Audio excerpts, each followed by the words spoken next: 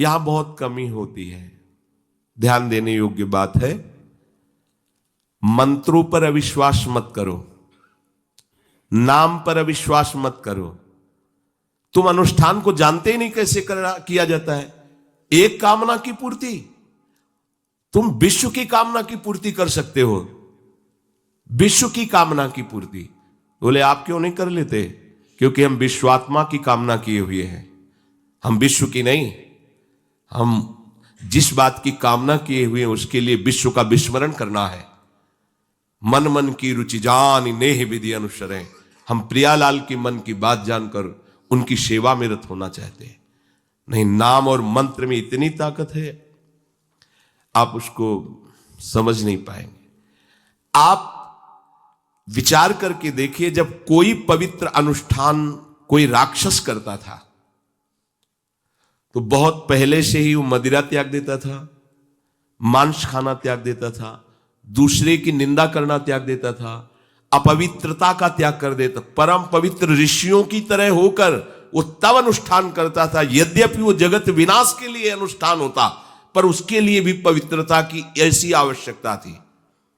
अब आप बेविचार करो, शराब पियो, मांस खाओ, गंदे आचरण करो और बोलो हमने राधा राधा कहा लेकिन काम नहीं बना। वो बोल रहे थे कि कितना भी बड़ा संकट हो, फिर बोल रहे हैं।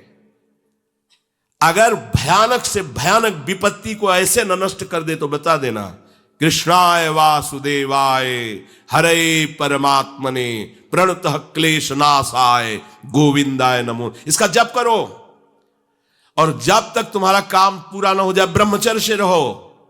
झूठ मत बोलना, मदिरा मत पीना, मांस मत खाना, और ना काम हो जाए तो हमें बताना कि भारी से भारी विपत्ति का नाश करके भगवान श्री कृष्ण का आश्रय उसे ऊंचे उठा देगा, इस जगत की धरा से उठा देगा। विश्वास नहीं?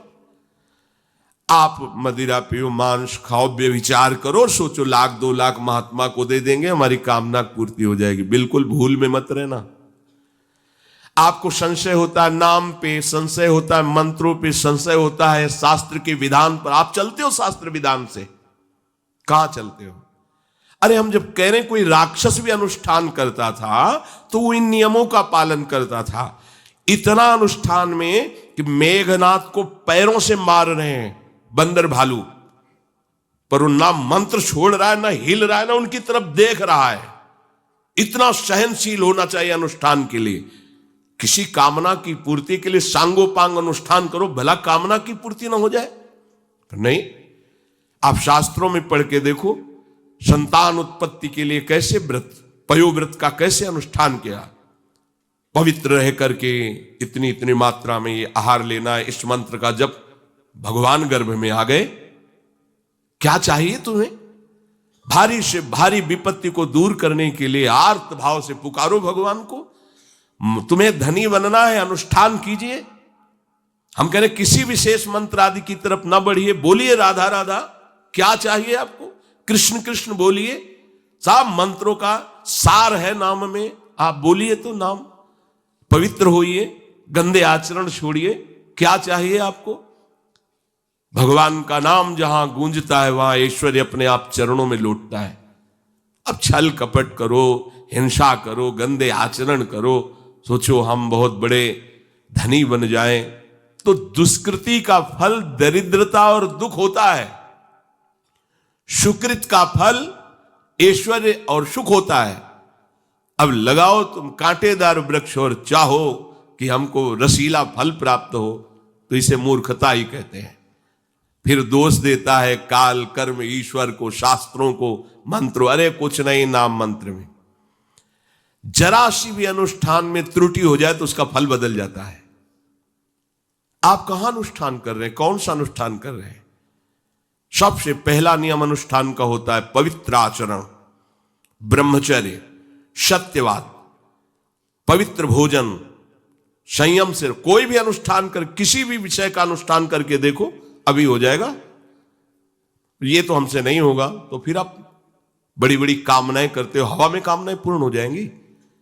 किसी की भी काम, किसी का भी महाबली या तेजस्वी पुत्र पैदा हुआ, उसको देखो कैसे रहा है, उसके माता पिता कैसे आचरण किए हैं।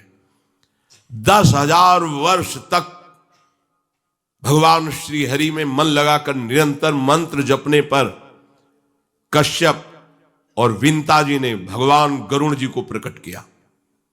भगवान गरुण जी श्री हरि के वाहन, प्रथम पुत्र अरुण जी जो सूर्य के सामने बैठे हुए हैं, सारथी बने 10,000 वर्ष। करदम जी भारी तपस्या करके पत्नी प्राप्त कर रहे हैं, तो भगवान स्वयं कपिल देव जी के रूप में अवतार ले रहे हैं। बिना भजन के, बिना पवित्रता के, बस कामनाओं की पूर्ति, हवा में कामनाओं की पूर्ति हो जाएगी। मनमानी आचरण, कुछ नींबू काट दो, उसमें सिंदूर रख दो, या कलावा बांध दो, या अंगूठी बांध लो, या जंतुर मंत्र बांध लो, भस्म, इनसे कुछ होगा? कुछ नहीं होगा। राधा राधा राधा राधा राधा, जो कर चाहोगे हो जाए, पर पवित्र आचरण, साथ में पवित्र आचरण हो। एक किसान भी अन्न बोता है तो खेती को तैयार करता है। आपको अपने हृदय की भूमि तैयार करनी होगी। कामना पूर्ति के लिए ऐसे थोड़ी चला जाता है। देखो ना, ऐसे एक चपत लगा दी सुरुचि ने, क्योंकि उसकी रुचि के खिलाफ हुआ कि वो पिता की गोद में बैठना चाहते थे। क्षत्रिय बालक माता के पास गए, उनका नाम सुनीति है। वो सुंदर नीति से चलती है, वो रुचि से चलती है, सुरुचि अपनी रुचि, और वो सुनीति सुंदर नीति से चलती है। मां, पिताजी ने गोद में बैठाला नहीं, और मां ने चपत लगा दी और कहा तू ऐसे कि गर्भ से प्रकट हुआ है, सिंहासन का अधिकारी नहीं। अगर तुझे सिंहासन पर बैठना है तो जा तपस्या कर और मेरे गर्भ से प्रकट हो। तपस्या इस बात की कर कि मेरे गर्भ तब कहीं तू पिता की गोद में बैठ सकता है। बोले हाँ बेटा। महाराज तो मुझे दासी भी मानने के लिए अब तैयार नहीं है। बेटा, भगवान नारायण का जिसने आश्रय लिया उसकी कोई कामना अधूरी नहीं रही। जाओ तुम भगवान श्री हरि का आश्रय लो, वही तुम्हारी कामना की पूर्ति करेंगे। मेरे में तो कोई सामर्थ्य नहीं, पर मैं आशीर्वाद देती हूं। मेरा आशीर्वाद कवच की तरह तुम्हारी रक्षा करेगा। 5 वर्ष का बालक चला भगवान की प्राप्ति के लिए।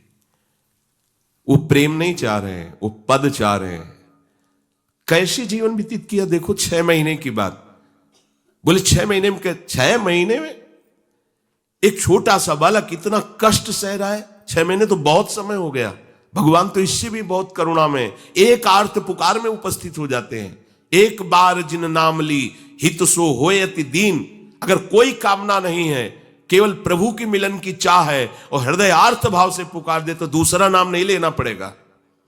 एक बार जिन नाम ली हित सो होय अति दीन, ताको संग न छाणहि ध्रुव अपनो कर लीन। ये महारसिक शेखरों के वचन है, कोई ऐसे मिथ्या वचन थोड़ी। श्वास को भी रोक लेते हैं। भगवान का जो मंत्र श्री देवर्षि नारद जी ने दिया उसी का ध्यान कर रहे हैं। ऐसा पद मिला कि सप्त ऋषि परिक्रमा करते हैं। ना उनके पिता को मिला, ना उनके पितामह को मिला। इसके आगे तो है ही नहीं। उत्तानपाद, महाराज मन, ब्रह्मा, बस ऐसा पद मिला कि किसी को पद नहीं मिला। पर आप देखो कामना की पूर्ति के लिए कैसे निष्ठावान हो करके, प्राणों को समर्पित करके भगवान की आप बीड़ी सिगरेट पियो, प्याज लहसुन मांस मछली दुनिया की दलित दुराएं करो, हाँ हमारी कामनाओं की पूर्ति हो जाए।